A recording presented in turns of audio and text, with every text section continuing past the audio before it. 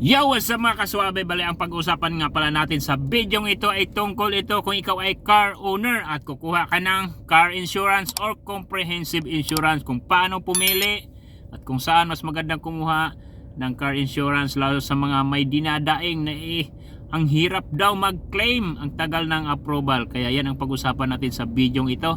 Kaya kung ikaw ay baguhan sa aking YouTube channel, welcome. Kung ikaw ay datihan, welcome back and stay tuned.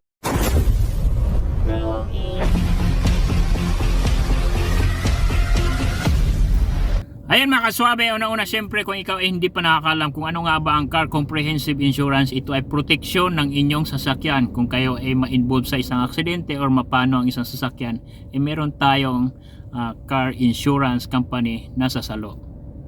At halimbawa kung ikaw ay maglabas ng sasakyan or bibili ng bagong sasakyan, syempre operan ka ng inyong magiging ahente ng iba-ibang klaseng car insurance company.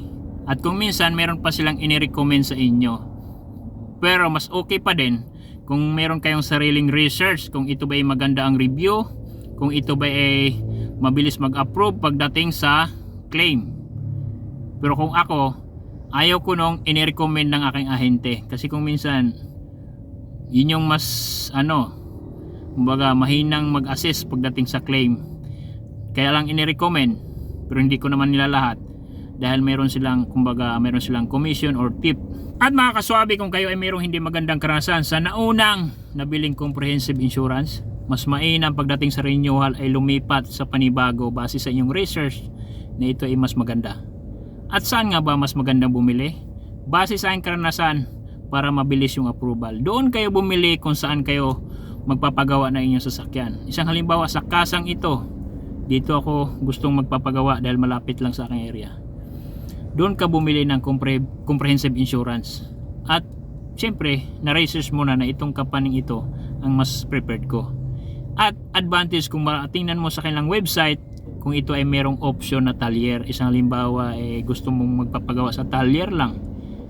Tingnan mo sa kanilang website kung meron ba silang mga partnership na talyer. Para pag doon ka magpapagawa, mabilis din yung approval dahil merong naka-tie up.